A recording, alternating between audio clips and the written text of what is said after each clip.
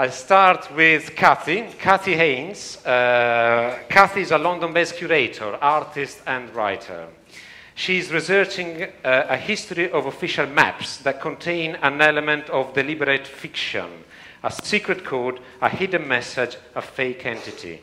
She also founder, faculty member, and currently curator of public program at the School of Life in London, which is an interesting, how would you call it? University of Life, something like that. School. She was formerly curator for Art on the Underground in London, co-editor of Implicasphere, and head of interaction at Art Angel. Please, Cathy Haynes.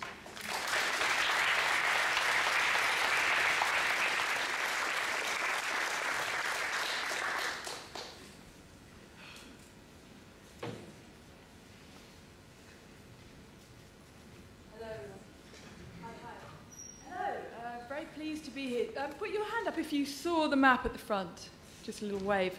So a few people. So if you didn't see it, we'll have a chance at the end of this session. I will be explaining what this crazy piece of archive is.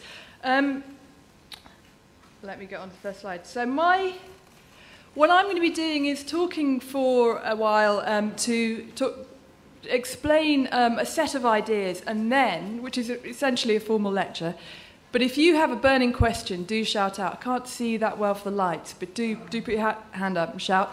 Also, at the end of that, I'm going to ask you to join me in creating an experimental map together. So, thank you very much for coming. What I want to do is explore how we can map a life, whether that's an individual's life, a single life, or a collective group life. And I'm going to start, also I'm asking how we record a past and imagine a future for both of those forms of life. And I'm going to start by asking how we can map time at all. In what I'm going to say, I owe a huge debt to a wonderful book called The Cartographies of Time by Daniel Rosenberg and Anthony Grafton. If you haven't seen it, do look at it. And what I'm going to do is I'm using their scholarship and insights, but hopefully adding a kind of deeper set of associations and research ideas to that. I'm going to start now with how we imagine time. This is a standard picture of time. This is PowerPoint's own smart graphic, smart art for what we might naturally assume is the progression of time. It moves and it goes in a continuous linear way from past to future, moving, and we are always in the present. That's how we were taught to imagine it, a more complex version, which those of us who were educated in the secular West will know very well, the kind of complex, measurable time scheme of epochs, but it might as well be minutes, and the idea of change, progressive change happening over that period. Here's one you may or may not be familiar with, but this is a timeline that's just been introduced to those of us who use Facebook. We are now being asked to, enforced to present our lives along a timeline. So we're being invited to think of our lives as an archive, our use of Facebook as a lifelong archive, and to accumulate our archive according to their standard timeline. This is a still from the video for that. But there's another timeline in this picture. It's the progress bar at the bottom. I'm popping a bit, but is the sound okay? Yeah. So you can see at the bottom there's a progress bar that gives you how many seconds in I was when I took this still. It's a hidden timeline, if you like. It's the kind of timeline that underpins so much of what we do, that sinks the world these days, that that we assume is a kind of the natural underpinning of time and its passing. But this is a very, very novel way of thinking about time. Specifically, it's only 250 years old. We think of the idea of time as a line moving through space as entirely natural, as how time is. But it is very modern. And I want to look now at what preceded it. So, this is in fact a time map of sorts. It's a clay model of a sheep's liver, and it's about 4,000 years old, perhaps. What it was used for is you would get your sacrificial sheep's liver and you would analyse it anatomically for marks and things, which were seen to be signs of what was to come. So these were divine messages caught in the liver, in the marks, and this grid shows you how you interpret those signs. This is also at a period of this temporal model, as you can start to see, is one where time is already designed. The unfolding of the future is according to a divine plan. There isn't a kind of sense of cause and effect in that sense. The divine is sending a message of what will already happen, and in a sense, time has already been created. To explain that a little bit more, here's a much more recent map, time map from 1585, and it's an image of the statue that Nebuchadnezzar dreams of in the book of Daniel. And the dream is of a statue it's got a head of gold, body of silver, I think there's bronze in next layer, and then iron, and then clay feet. And it was seen to be a model of time, of us moving through 4 empires. We were going to go through 4 empires since creation, gradually deteriorating as we go, because the further we get from creation, the kind of more corrupt and degenerate humanity becomes in this model. And this is all prefigured. This is all going to happen. This is a divine plan. And this kind of map was created in order to help us understand when the apocalypse was coming. So the 4th empire was, in the book of Daniel, is presented as the Roman Empire. And the maker of this map believed that we were in the Roman Empire. And those who said, but the Ottoman Empire is here now, and it's far bigger than any other empire, to refute them, he put a tiny snake under the foot of the statue, which represents the Turkish Sultan. So it's a kind of very powerful image of history being presented that refutes anyone who says that the Bible's plan for how the world is going to unfold is not mappable and is not correct. So this also shows you kind of the massive variety of time mapping that was going on before our ubiquitous timeline. The most significant, I don't know if you can see that, I couldn't get a very good slide of this, but the most significant way that people imagined time before the timeline was this chart by Eusebius in 1483, and it was massively influential. And what it does is it puts time and history into a grid, a bit like a Wunderkammer. It's drawers of historical events mapped out. But what he did was he managed to bring all of history into one single chronicle that shows that the Roman Empire brought everybody together just at the moment that the Messiah arrived to bring us salvation. So it is modelled according to the Bible. Many people followed him and tried to use this way of mapping to predict when the apocalypse was going to come. And the history of time mapping is, until quite recently, is largely to do with trying to work out not only when we should be celebrating Easter or another sacred event, but when the apocalypse is going to come, when we might meet our salvation or our diabolical end. And it was assumed that the world was going to end quite soon. Just to tell you a little bit more about the specific temporality that this implies and how different it is from our own. We look at this painting of Christ by Caravaggio, and you think, yeah, that's really exciting. It feels very modern because of the sort of anachronism of the clothes. They look like Renaissance Italians, and yet it's Christ. But to Caravaggio and his peers and people previous to that, they would have looked at this and not seen a kind of dissonance, a temporal dissonance, a kind of disjunction between their own and the time in the past, because they were connected with the past through the vertical link with the divine. Eric Auerbach in Mimesis puts this really well. So he's saying, you know, that the sacrifice of Isaac prefigures Christ's sacrifice. And the prefigurement happens via divine providence. So the temporal link is not between past and future or between a chain of events. It's between us and the divine. So the medieval sense of simultaneity isn't about all of us being here in the room right now. It's about all of us connected by God. So there isn't this radical separation of past and future in the same way. There isn't necessarily this sense of us being here in the moment, being our temporal link as such. We're linked through the divine. So maps like this, which is a meteorological chart from the mid-19th century, which show what was happening around the world for different moments, was scientifically impossible for the medieval period, but is also conceptually alien to the medieval mind. This way of thinking horizontally across time, this kind of simultaneity of us all here in the moment, was a reconfiguring of how people thought of themselves as a collectivity. It breaks time into past and future, and it's no longer about the connection being primarily through this vertical link to the divine.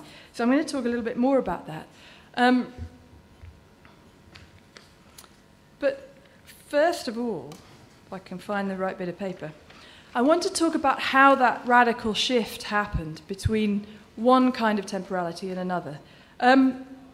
How was there a kind of dissolution of that sacred time? And there are obvious things for this. The decline of Latin as a sacred language means that communities fragment in Europe and become pluralized. Other cultures are discovered to have archives that prove that lunar or solar eclipses happened well before the flood, that they recorded things that were happening to their civilization, China, for example, or Egypt, that were happening before the biblical timeline. So, and astronomy suddenly realized that it was developing new knowledge that ancient people didn't have. So there starts to be a reversal of the idea that we're in retrogression, that we're degenerating rather, that we're becoming corrupt as a collective being, but in fact that we're improving and we're perfecting in some way.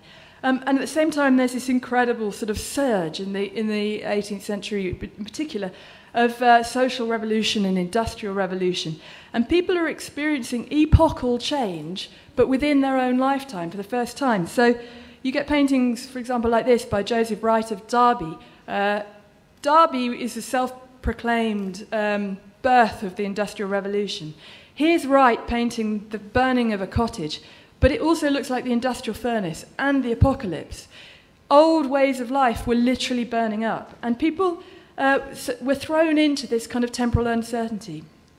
Here we have a time when rationality, enlightenment, science, and so on are kind of dissolving the certainty of the divine. There's so much change going on. The ability to map time, like Eusebius did, into one structure is collapsing. But the Enlightenment, while it's dissolving the old structures, is about to provide a new way of unifying everything. And here's the classic example. So this map is by Joseph Priestley from 1765, the great chemist. I'm sorry about the quality of this, but the lower map is his chart of biography. And what he's done is he's reduced every single important lifetime over history to a single line. You can see from the snippet above that each line had a name attached to it, but he said the names don't even matter. It's actually about just the line and the way that they all line up over history. One of the things that it showed was how dense the important discoveries and important people are at our side, at our end of history. He was expressing visually the idea of progress, the idea that the future will save us, not necessarily the divine, although he was very much wanting to show God's work. But it's producing an idea that that against all other uncertainty, the future will save us because we are in progress. And the reason this is radical is not because he's introducing new devices, really. He's using things which would have been familiar to science, the sort of gridding methodology, all those things were all around. But what he's doing is he's putting the whole of history into one continuous measured flow. And it matches up with Newtonian mathematization of the universe, the idea that the universe as it was popularised, Newton didn't agree with this, but it was popularised that the universe worked like a great big clock, and that therefore you could measure time, that there was an absolute pure sense of a pure measurable temporal ground, if you like, absolute time, something that's happening out there against which everything else could be measured. And this was a novel idea, and this is the visual tool, the first time that a real timeline was put together, the first time that the whole of history was condensed into one image. And this became the tool, the visual tool, the handmaiden of the idea of progress. And what's brilliant about it is the way that Priestley takes all the detail out. Everyone else was struggling with the detail. He managed to extract it and distill it in such a way that it became utterly convincing. He also made a chart of history that had to do with nations, which you could map over the biography of great men that he'd also made. And what he's showing is this sense now that we are a people moving through time, which was really novel as well. So you get whole nations shown as blocks. You don't, there's still a kind of sacredness to it because it's still religious empires and so on. But this is the birth of nation, and the idea of a kind of horizontal comradeship across the present time that's new.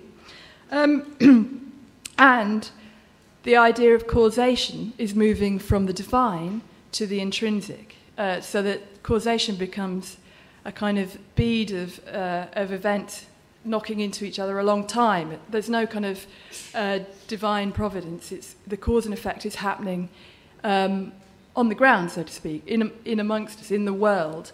And that suggests that we have mastery, that we are the controllers of progress.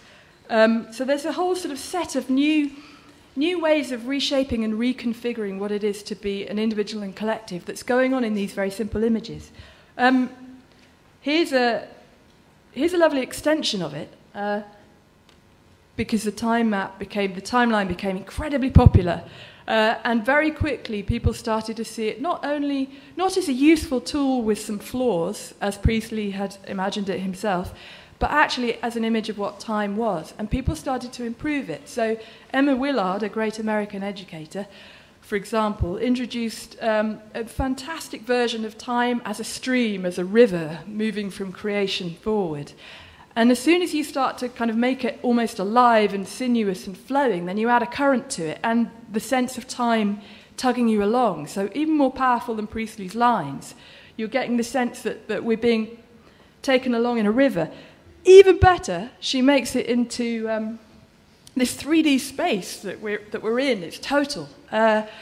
And so what she's done, just to explain, she's used the kind of Renaissance memory theatre idea, the kind of mnemonic system of remembering dates.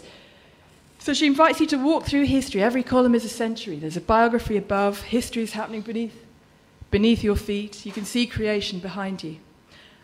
Just to sort of experience quite how powerful this sense of a kind of 3D flow. Look how similar the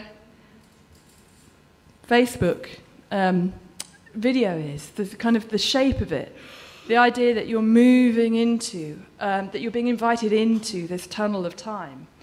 And I'll be coming back, probably unfortunately, to this image in a minute. And here's another example of someone who is working with a way to map time as a kind of total history, using the geographic, cartographic method, form. Edward Quinn, 1828. So if you ever get a hold of this book, there are many more images here, and it acts like a flip book, so I only have a few of them. But it's this sense of Europe being drawn back from the cloud of kind of paganism and the lack of knowledge that, the kind of, we're basically, we're being enlightened, and it's a really great, just to reverse it, there's a wonderful cinematic experience. It too is a timeline. It's a way of marking points quite regularly along a time, along a sort of a line of history. It isn't commensurate with the older forms It wouldn't necessarily have been recognizable in that way in the past. Etienne Jules Marais, when he was making his chronographic records in the late 19th century, was explicit about his seeing himself in the lineage of Priestley and Quinn and Willard and people like that who were making those timelines. It's an extraordinary image and one that we know well, and it's one that had, you might be familiar with the sort of argument around it that has come from Bergson, Henri Bergson, writing in the 1880s, around the same time that Marais was making this. Bergson said basically that the timeline is a deception that has ideological and political dangers. He was describing how when we mistake the movement, when we try and map movement, when we try and map time, we turn it into space, we freeze it. Time conceptually cannot become space without not becoming time, without being frozen and immobilized. And we forget that. So every time we represent movement in a line, we're immobilizing it and we're making it measurable. And for him, that meant turning it into a thing, a mechanism, and there was a real danger to that. He exhorts us to do something very different, which is to stop letting our consciousness immobilize time by kind of turning it into flashes of perception, like those, like that flipbook version of the maps that Quinn made, and instead thinking of matter as resolving itself into numberless vibrations, all linked together in uninterrupted continuity, all bound up with each other, and travelling in every direction like shivers through an immense body.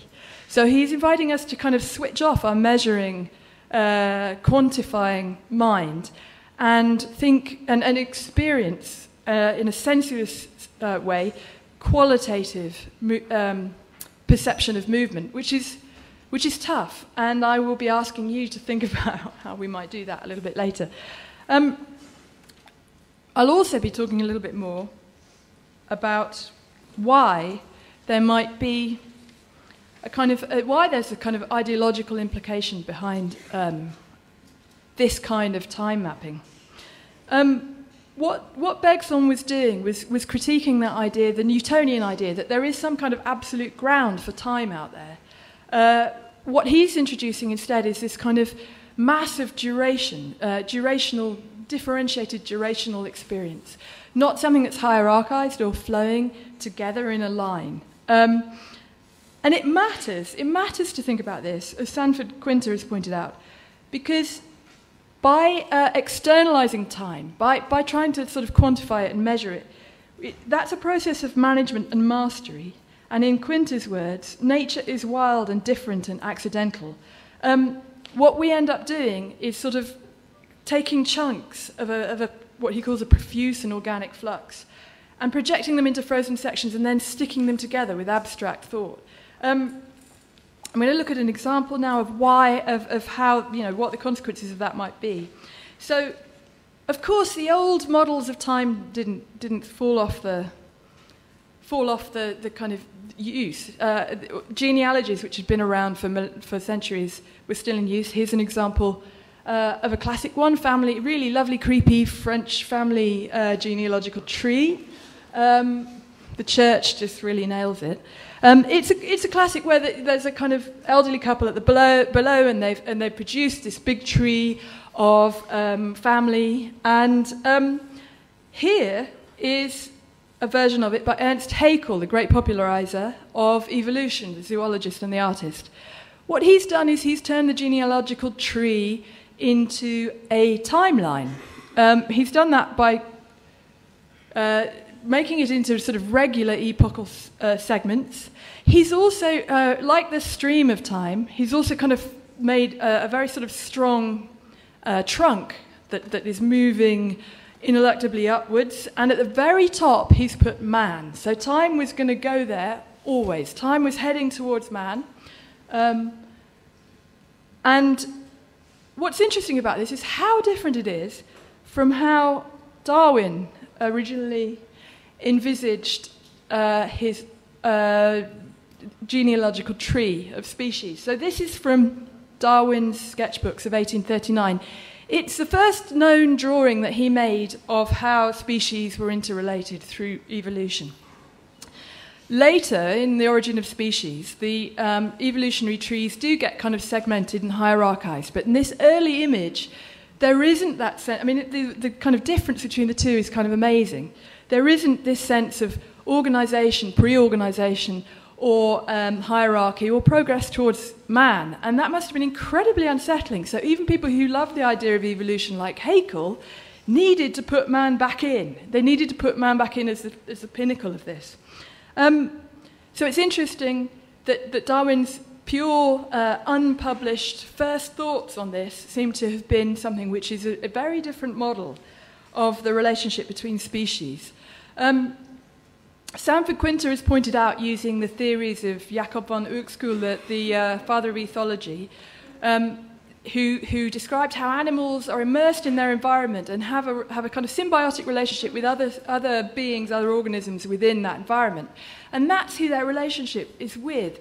They don't have a prior link to other kind of beings in their species tree. That's a kind of taxonomical imposition that we've made, but it isn't innate. There isn't an innate hierarchy of beings. The other conclusion Quinter draws is that the way that animals fit into this kind of, I'm trying to think what the word is, I'm no zoologist, but this kind of micro kind of world that they're in is perfect in the sense that it's fully immersed. It is totally absorbed in its duration, in Bergson's terms. It isn't standing outside time in the way that the human tends to. So, Darwin radically decenters us. History has radically decentered us. And at the same time, we've all sort of experienced this standardization of chronology, if you like, because clocks for the first time, global clocks have been synchronized. Calendars have been synchronized for the first time. And revolution is happening, all of which is kind of changing this temporality, as I explained. And in this moment, right around the time that Darwin is making this map, a man called Sebastian Adams is working on the west coast of America in Oregon. He's a preacher, he's a self-taught man, and he has made a version of this map that's down here below you. I thought I'd bring a real map because it's bringing something present from the past into our actual moment, which seems appropriate. But these also, because these slides are rubbish, it's really difficult to show a 5.5 metre map in slide form that has this kind of crazy detail. So what he's tried to do at a time when the ontological void is kind of opening up, the deep past is opening up, and possibly the deep future is opening up. Adams is one of the sort of part of the Christian apocalyptic tradition, who was maybe, waiting, who had maybe been sort of waiting, hopefully, for the apocalypse of 1843, which a tremendous amount of American Christians thought would happen, and was known as the Great Disappointment, because obviously it didn't happen. So that apocalypse, and so many apocalypses afterwards haven't happened, and it's hurt a lot of people. So what he was doing was he was trying to create a map of history, a total map of history, everything contained within it, in order to read the signs of the times. So in order, I guess, to try and find out when the apocalypse was coming. And what's extraordinary is that he's using a really old, by this point, like a couple of hundred years old, system of scientifically analysing the Bible. Bishop Ussher, a British bishop, had analysed the Genesis to work out that, in fact, the Earth only goes back to 4004 BC, and he can actually date it to the night of 23rd of September or whatever it is, 4004 BC. So that's when Adams has started down here on the map up there. As you can see, it's like this is the origin of the world. He's slightly hazy. What comes before that black line?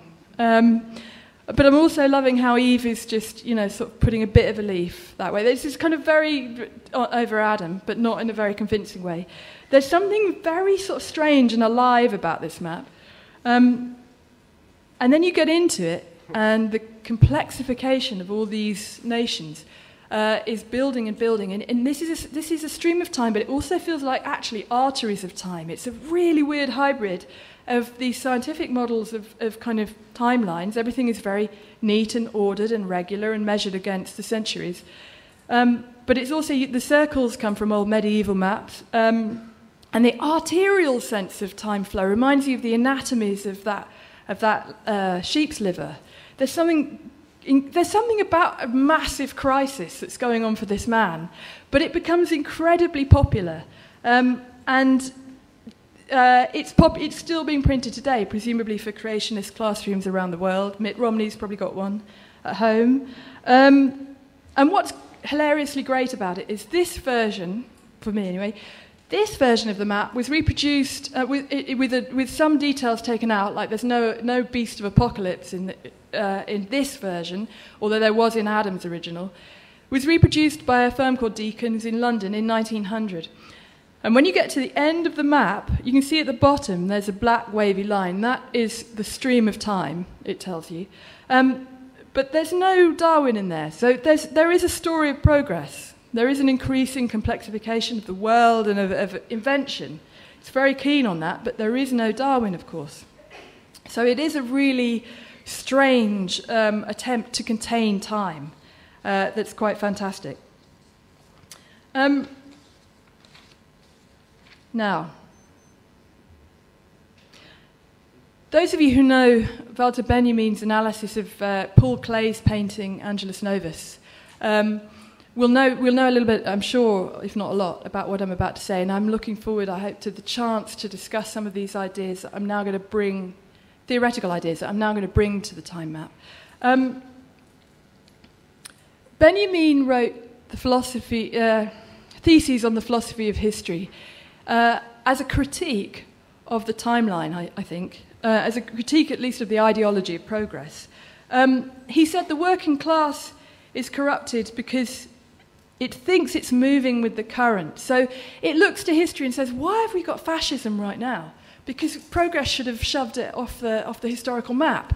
And he's saying, well, surely, in fact, we should be looking to what in our own time is producing fascism, rather than just assuming the future is going to remove it. He also said that the working classes had been sort of trained to look to the liberation of their grandchildren, rather than be motivated by the enslavement of their ancestors. And he described it in a beautiful and very well-known contemplation of this painting. He described the angel of history, which he saw in this painting, as looking back towards the past and wanting to stop, seeing a catastrophic of a catastrophe happening, a ruin, and being blown backwards, wanting to stop and awake the dead, but being blown backwards into the future, unable to attend to the now, because he's being blown away from us by the storm of progress. And where the angel sees a big pile of catastrophe, we see a single line of events, causal events. We see a chain of history. We see beads on the rosary. But the angel just sees this accumulating ever bigger nightmare catastrophe. Through doing this, Benjamin's doing his typical kind of gnomic investigation of our contemporary thinking in a way that's pretty elusive. But saying that we need to critique the idea of homogeneous empty time, a phrase from Bergson that refers to that Newtonian idea of some kind of absolute measure, some kind of absolute temporality out there. And we need to do that because its model, Benjamin says, of progress makes us think that it's irresistible. And we need to stop telling the sequence of events like these beads on a rosary, and instead blast the now, he says, out of the continuum of history. Blast the now out of the continuum, the stream of history, by grasping the constellation that our own era makes with a definite earlier one. And he says, thus the historian establishes a conception of the present as the time of the now, which is shot through with chips of messianic time. In other words, I say in other words, but it isn't so easy to express. He's talking about he's talking about stepping outside of this continuum, this stream, this idea of progress, finding something in the past which resonates, which has some kind of revolutionary potential for the present, and linking them as a constellation. So rather than it being horizontal through the past or horizontal across nations in the moment, it's a constellation with messianic time, which seems to evoke this idea of the divine providence again. It's very elusive and strange, and I really would like to know what your thoughts are on it. But he's saying, you know, in the ancient sacred traditions, we didn't look to the future to save us. We thought that salvation could come at any moment. And it's that sense of kind of immediacy that he's gesturing towards. And it makes me think how the sense that the apocalypse or salvation was coming did make, you know, it did influence people to act socially, for good or for ill. In the past, the English Revolution, for example, people thought that Christ was coming round the corner, so you know, this was another impulse for change. But there's an interesting moment in that text, the theses on the philosophy of history, because Benjamin talks about Charles Fourier, a utopian socialist from the early 1800s, who had this fantasy of how cooperative labour was going to change the world, so the ice caps would melt, and we'd be illuminated by 4 moons, and the sea would turn to lemonade.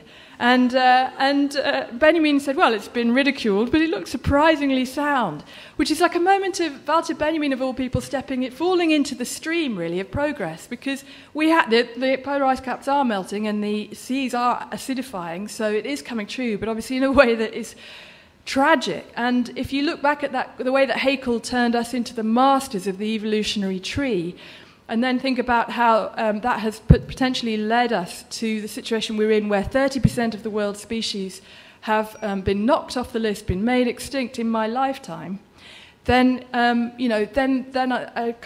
it becomes very pressing to find a new way of thinking of time that isn't about the inevitability of progress. And Bernard Stiegler, who some of you I'm sure are aware of his text, to love me, to love us, as it's translated in English. It's an implicit development, I think, of Benjamin's history ideas, and he's describing how the industrial machine has come to synchronize our hypersynchronize our temporality. So, you know, the idea of nation, or the kind of being at a boxing match and getting very excited and feeling that oneness that we used to feel, has now turned into something which is so mediatized. We're having our own consciousnesses synced up with each other, made to link up, to the point that we're no longer having our own singular analysis, that we're ceasing to be analytical at all, and we're ceasing to be witnesses, because the time of our consciousnesses are all syncing up. I was watching something the other day on the telly where someone was saying they had gone into the birth of their child feeling like the people in the documentaries they've been watching about the birth of their child. And it's that kind of sense of being an actor in your own life, where your emotions have been prescribed by something other, like by the television.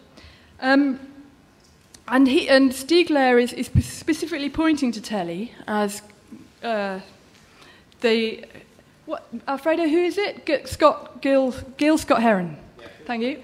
Explicitly pointing to telly as the exploiter of our temporality. So he talks about TV as one of the temporal objects in our lives that the machines of consumption, the need for a global industrial exploitation of our consciousness has led the market to capitalize on. So TVs kind of are temporal objects that have become exploited, that sync us up as consumers. They turn us into a they. They fabricate these marketing machines. In Stiegler's theory, I think It's not as fixed as he thinks it is. But it turns us into a consuming they. We are only an I or a we in as far as we have some money in our pocket, and that money is, and our worth is constantly being measured and calculated by those machines. And as soon as we don't have any worth according to those measures, we become a they. And it's also about making us a kind of average, a kind of all want the same thing, fabricating our desire for innovation. And he contrasts that with the way that sacred time, and he has this incredibly rosy view of religious experience. But in the temple, the mediator between you and God, the officiator, would be asking you to become part of the totality, become part of a synchronicity, but in a way that respected your singularity, your diachrony. It was asking you to sing as part of the choir, but in a way where you're responding as a singular being, where you are responding to the call. And what Seijdel is saying is that the only call we're being asked to respond to is to purchase. And in the process, the only future we're imagining for ourselves is a purchased one, and one about an obsession with innovation and new product. And that we are being robbed of a kind of imagining of our future. This is a broad interpretation of a big text with lots of ideas, and some of you may know it really well and have a different perspective from my amateur position on it. But if there's a validity to what Seijdel is saying, and I think that it's actually there's a lot more potential for breaking things up than he's, for thinking outside of this situation than he says, then you could say that we're increasingly living inside the timeline. All our electronic stuff is synced up. All our technological prosthetics are synced up. And we're increasingly becoming sort of we're being invited inside the machine, but all our everything is kind of now linked up to this. So if the internet fell over, people would die because lab reports wouldn't arrive. Important messages wouldn't be sent for security reasons. A whole host of things would happen that 10 years ago was slightly inconceivable. We have now become utterly linked up to the internet, and it is the timeline, the kind of the thing moving through time that connects us all. It's also a strange kind of archive because it archives everything, and yet it doesn't make visible its erasures. So every time something is revised, it covers up the kind of the thing that preceded it. So there's no sense of iteration really going on in the internet.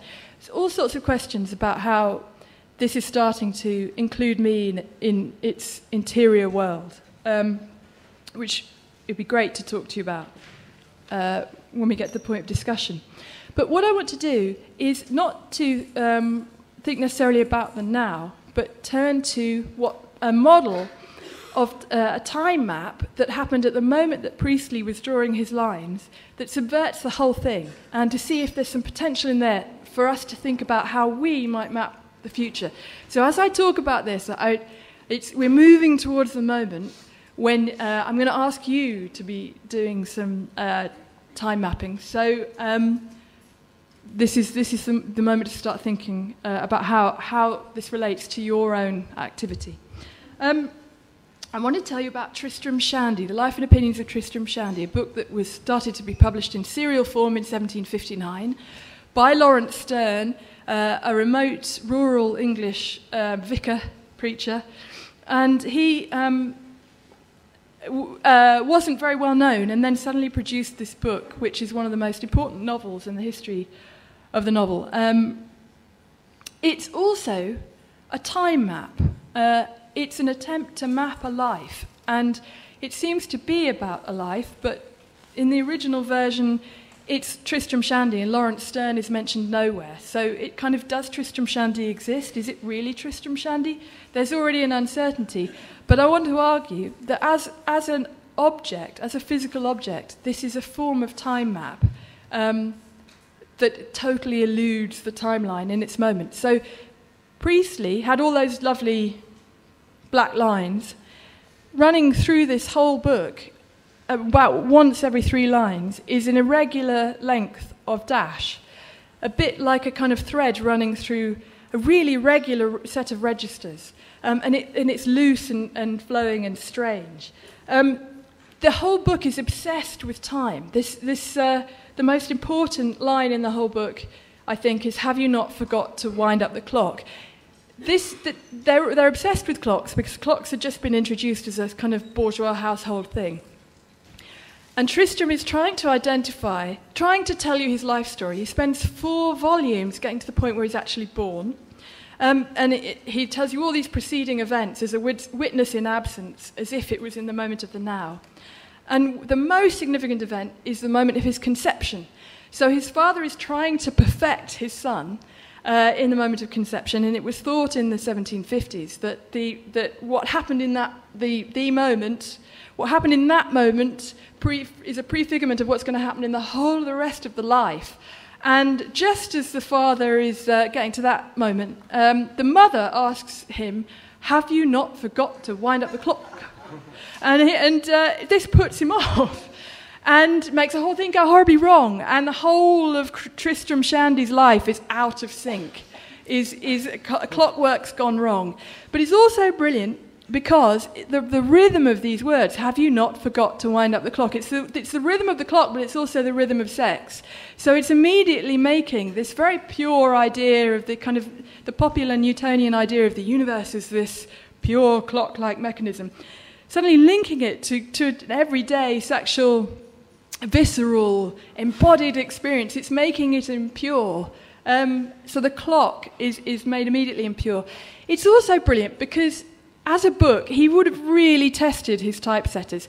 He chose a typeface called Castellon Pica that is really wonky. It's got, I don't know if you can tell from this point, but the capital letters are all asymmetrical. It's really difficult to set. He's got all these missing words and lines. Some chapters end in commas. It's just a kind of chaotic. And then he moves chapters around, and some chapters deal with the same events. And then some chapters are missing entirely, and when the chapters are missing entirely, it throws the page sequence out. So you get everyone knows you get even numbers on the right-hand side. You get odd numbers on the right-hand side. You get even numbers halfway through. It starts turning into even numbers on the right-hand side of Tristram Shandy, which would have driven his typesetters nuts. If you talk about how Google, there's a lot of debate at the moment about how Google is locking us into its technology that's limiting our potential. Brilliant subversion of the new technology of the letterpress to kind of turn it into a non-sequence, a bit like if you had this ruler suddenly started to kind of miss out numbers.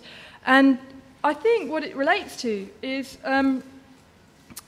it was just like 3 or 4 years after the UK had taken on the Gregorian calendar. So you'd had it here maybe for a couple of centuries.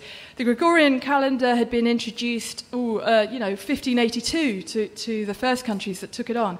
But the UK and the USA didn't take it on until the 1750s. And in the process, they lost 11 days. So this is a spoof painting by Hogarth. That supposedly represents a riot. There's a banner up in the top left-hand corner, an orange one, and on it says, "Give us back our 11 days." And while it's known to be apocryphal that anyone ever bothered writing a banner about, feeling that they had actually had time stolen from them, I'm sure that, that sort of sense of, there was a tremendous amount of distrust about being linked up with papal countries, but also potentially with the loss of your own diachrony, the loss of your own time, being forced to be in phase with everyone else. So at this moment, of the timeline being invented and of clocks and calendars being synchronized everywhere, Tristram Shandy is out of sync, desperately a life trying to fit in with the rest, but the clock is buggered.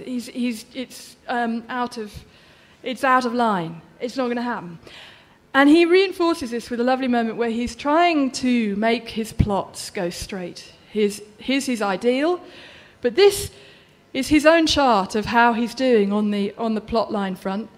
He's charting his first 4 volumes, and he's saying, I really am doing a lot better, but this is how it's been moving around.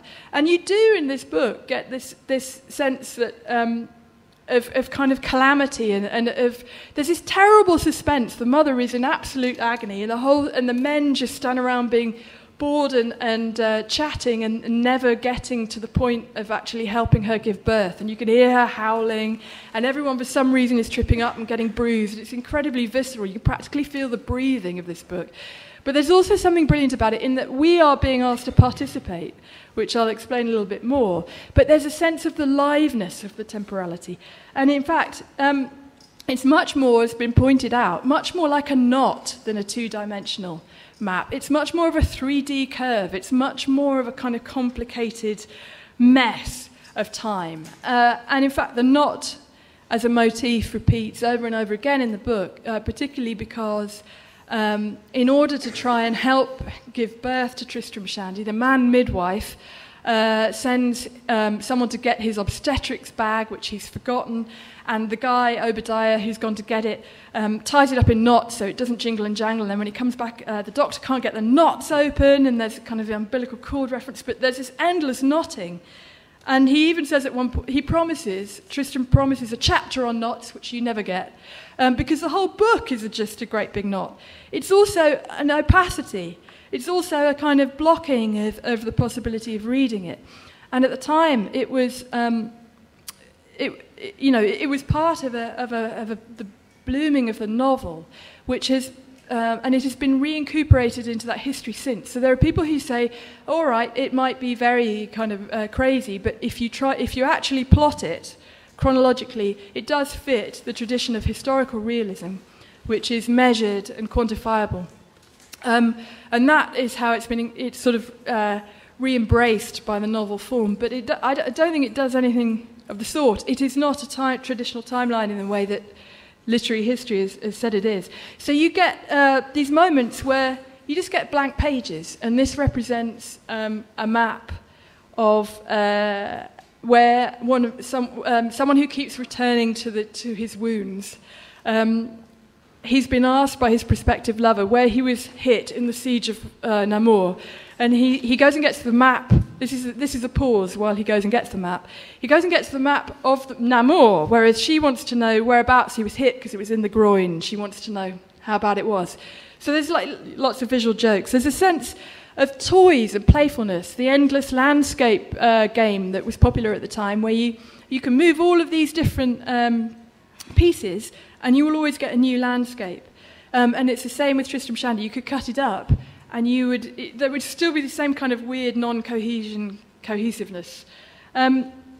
If you were to try and plot it, it would be more like the Snakes and Ladders game, which didn't become popular till later in Britain, but probably became popular because of its sort of fatalistic map. So the idea is that if you don't know this game, you throw a dice, you end up on a square, you can either go up a ladder or down a massive snake. I think the American version really reduces the snakes, tellingly, whereas the British are really big on the big snakes and the tiny ladders. But it's a muddle, it's a mess, it's not a progressive timeline. We're also asked to participate. When we come and meet one new character, he asks us to draw her, and he's constantly addressing us, and he's leaving space for us to be drawn. In as far as it's a spatial map, I think you could say it's kind of a deeply, there's a sense in which that sort of messy, complicated map that he drew of himself in his pages doesn't work because, in fact, when you try and map a section of it where, for example, the tense goes wrong because it's talking about a cow, the cow broke in tomorrow, the sense of that sentence is wrong, and so on. There's a sense of collapse. There's also a sense of immediacy, which reminds me of Nabokov's map, I don't know if you've ever seen this, of Ulysses. So Vladimir Nabokov said to his students, stop analysing the kind of the symbolic quality of the Homeric tradition, but instead make maps of where Stephen Daedalus and Bloom nearly meet each other, or when they do meet each other. So there's a kind of sensuosity of understanding. There's a kind of a real kind of visceral grasp on the space, on the movement through space, and it's a kind of much more complex than the idea of a kind of narrative progression. And of course, it influenced Ulysses. Tristram Shandy influenced Ulysses. And then finally, the other spatial map model in Tristram Shandy is the ruin. He's constantly worried about where he should tell this bit of the story, whether he should tell it at all. If he tells it now, it'll ruin the bit later. And it reminds me of Joseph Gandy's painting of the Bank of England in ruin that's John Soane commissioned, the architect of the Bank of England commissioned, because John Soane had an obsession with what his own life work would be as a ruin in the future. Tristram Shandy has an obsession with what came before him and when actually he came into being. And this sense of ruin and fragment is the spatial construction of this novel. It's rhapsodic. It brings together all sorts of different registers of form and ideas and stories in a way that seems to be unplanned. And ultimately, he says, the emblem of this work is this motley, can't remember what these things are called now. What are these things called? The marbling, paper marbling. So he's got one page in the book that is marbled on both sides. So every single book was self-different. It was self-different because each side of that particular page was different, but also every single book was different from the next because of this inclusion. So there's a sense that he's spoofing the idea of the commodity. You know, if the book was the first commodity, he's spoofing that at its birth as well. And he's inviting us in. He's inviting us in the diachronic sense of this book always being different, but always being in conversation with us and participative. So this book, for me, is an example of something which you could say is shot through with chips of messianic time. I, one day hope to be able to explain that properly.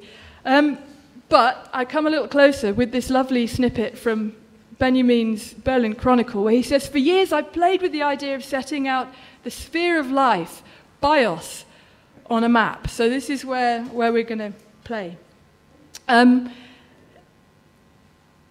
We're going to bring round a map, and we're going to play at the idea of being a we as well as an I. So not play, we actually are. We're going to do this as a collectivity, a synchrony of singular people coming together, tending towards each other without eroding our difference, if that makes sense. And I'll explain a little bit more in a moment. What we're going to do is bring you some paper, and I'm inviting you to map your life individually or collectively, however you want to do it, and I'm proposing some things that you might want to think about. So Agamben is excited about the idea of, memory and time being a very elusive, but very sort of distracting way of mapping a life. And in fact, it would be better to project it onto a great imaginary city. You might think about that Bergsonian idea of the flow of duration, travelling in every direction like shivers through an immense body. The reason I know about this map down here, this mad map of creationist map of time, is because I read about it in the visual autobiography of Otto Neurath, the designer. So he planned an autobiography that was based on all the things that had influenced him visually. You might enjoy that. You might like Tristram Shandy, want to map what came before you. You might be interested in the absences, the missed moments that almost happened, like Nabokov's analysis of Ulysses. And most importantly, I think what I'm inviting us to do is to map our connection to others and our sense of the future, our image of the future, whether we have hope for it or not. It's fine to critique the timeline. I absolutely agree it must be critiqued, but we cannot but map time. We cannot but imagine and collectively dream the future. The danger of critiquing it is that you just don't do it. You don't think time. You don't think the future. And then finally, we're going to put this map on display in various places. So if you don't want something about your life or whatever you're thinking to be public, invent a cryptogram or a cryptic ideogram that masks it. And if you ever wanted a lovely example of that, here's an amazing map of an Inuit society from the 50s by the ethnographer Jean Mallory. And it's unreadable, brilliantly unreadable, I think, in terms of its complexity, but also the marks that represent God knows what. So do take inspiration from that if you want to disguise anything. So what we're going to do is bring round some pens and the paper. Sally's going to help me with this.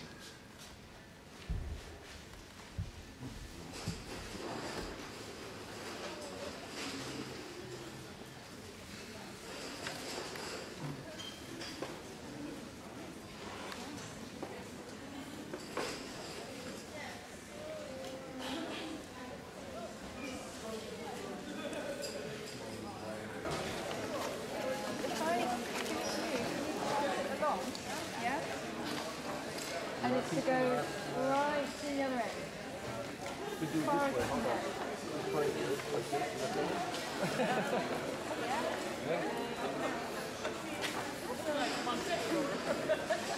Don't put the map.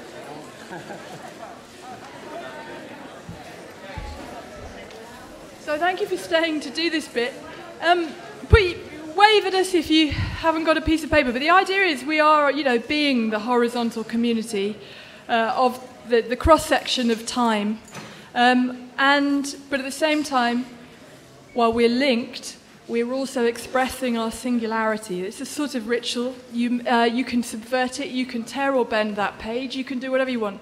But I'm also thanking Jort for finding this paper because it has a lovely old-fashioned parchment feel that's going to give it an instant aged effect, which is lovely. And we hope that, maybe tomorrow it's going to be on display at Gallery Wrong. So do join us then to have a look at it. And also, after this piece of mapping, so just, dig right in to your personal mapping right now. After this, do come up and have a look at the true craziness. This is what you're aiming at down here. This is what we want. Something as bonkers as this. Thanks.